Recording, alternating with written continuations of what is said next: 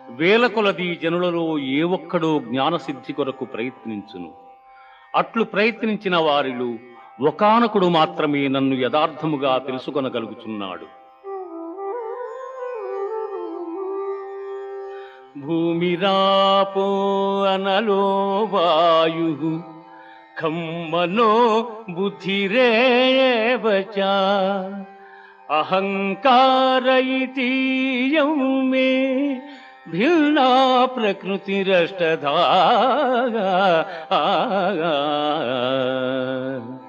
భూమి, జలము, అగ్ని, వాయువు, ఆకాశము, మనస్సు, బుద్ధి, అహంకారము అని నా మాయాశక్తి 8 విధములైన భేదములతో ఒప్పియున్నదని గ్రహింపుము.